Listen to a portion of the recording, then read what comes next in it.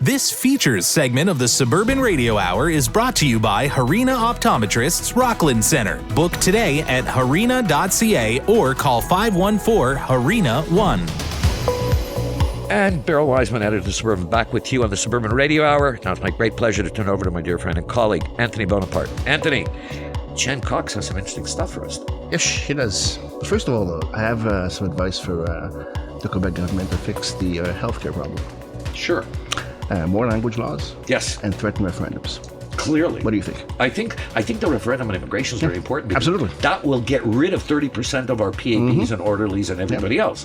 So that's clearly a progressive measure. Simple fix. Simple fix. There you go. You're welcome. You're welcome.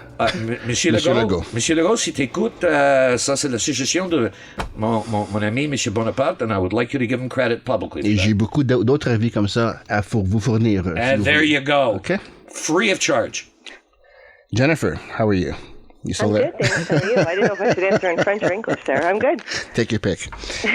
This is Quebec. Does she do Gaelic? Ask her. Do you speak Gaelic? Yeah. No, I speak a little pig Latin, though. Pig. Perfect.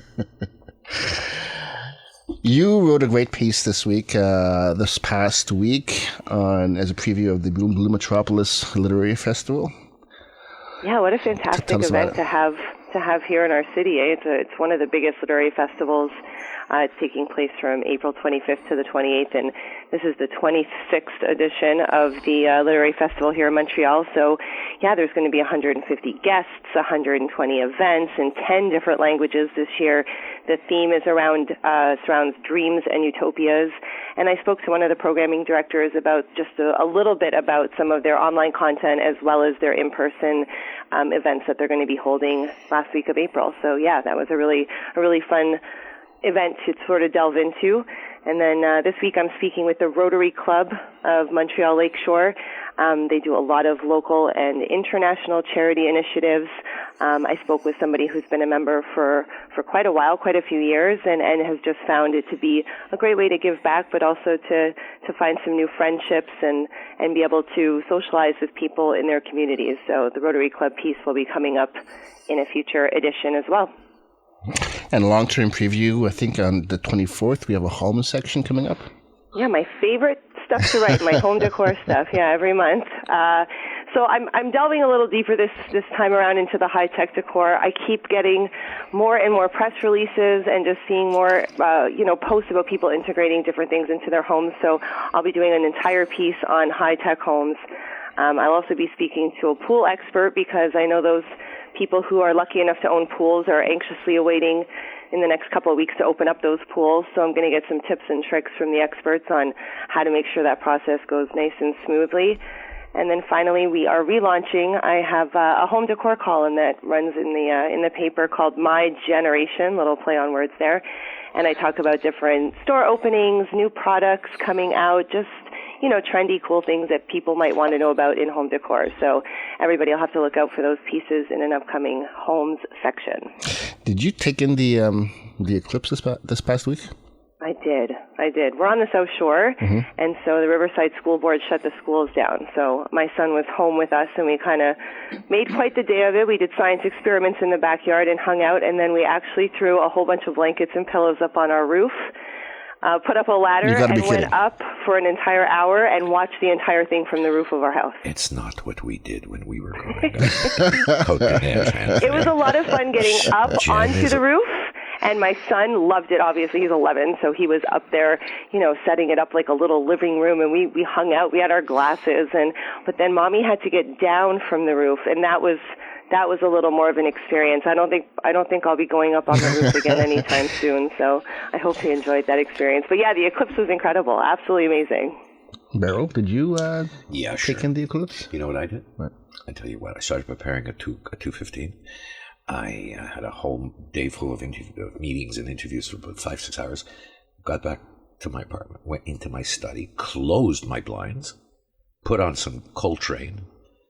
For those of you who don't know, John Coltrane, great saxophonist, jazz saxophonist, poured myself an Irish whiskey and let the whole world go to hell.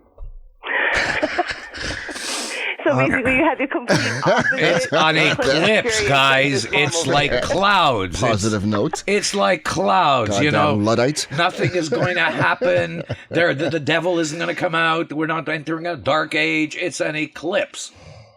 And we were eating sun chips and drinking Sunny D on the roof of our our house. What we is should switch Sunny places D? Thank you. What is Sunny D? I have no clue. Yes. Okay. No, it's good stuff. It's a fake orange juice, but it's really tasty. Jen would serve fake orange juice to her child. Well, when it has sun in the name and it fits with my solar eclipse theme for the day, yes, I will buy the fake Sunny orange juice. happy Okay, orange now I juice. get it. Yes, Sunny D, sun chips. Come on, Anthony. guys. Yeah, sorry. You know me. I'm slow on the uptake on that one. Okay. Thanks a lot, Jen. Take care, guys. Take care. Bye. I've always been a space nerd, going back to Star Trek and Right. Mr. Spock and Captain Kirk and the Gorn that led me to Carl Sagan's Cosmos in 1980. But that's and different. Neil That's deGrasse interesting. Tyson's That's Cosmos in different. That's 2014 That's and interesting. Brian Greene books. And Sure. I even have a copy of Stephen Hawking's A Brief History of Time. Sure. Me too. So you'd think that I'd, go all out to watch the eclipse. The last day, at the last minute, I thought about it. I said, let me get some glasses. Too late. So I basically built a little cereal box contraption with a pinhole. Went out into the backyard, and in the East End, it was rather underwhelming. I mean, I stared into the box for 10 minutes or so, and it went light a little bit, and got dark a little bit, and got light again, and it was like a big mare moment. See, the difference rather between depressing. The difference between interest in science and the galaxies, for all the names you mentioned, is we know there's something more than us. It's fascinating. Yeah. This is a normal rotation of our little corner, and this became a business. I was not prepared to drive 2 hours to go holler with the masses at, Where was Ground Zero? That was like anyways. I like that. Holler with the masses. We're going to have a segment from now on called Holler with the Masses, Marco. That's Marco Campagna. Thank you, our great producer.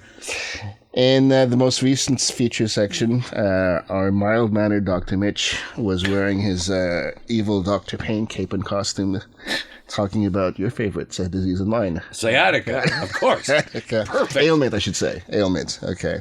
He talks about the variations and how to treat them, and no, it does not include hard liquor, bro. It's pain. There's no variations. I'm actually suffering from sciatica right now. Me too. I've had a bad back for my entire life, and every now and then I have episodes, and I'm going through one right now, which is why I'm especially miserable. So we have the same source for our joy. Yeah. We also had a little brief on a solo exhibition by Côte St. Luc contemporary artist Karol Rabinovich. It's called Reimagined. And it's being held at the Côte St. Luc Library on Cavendish Boulevard in... Where's Cavendish Boulevard, bro? Côte St. I like throwing you tests every now and then, see if you're still paying attention. Okay. It opened April 8th and it runs until May the 16th. And where does it run to, Cavendish, by the way? No. Where does it run to? At the Côte St. Oh, it runs to... Two other boroughs. I don't... What are you talking about? Côte-Neige, and Saint Laurent have Cavendish.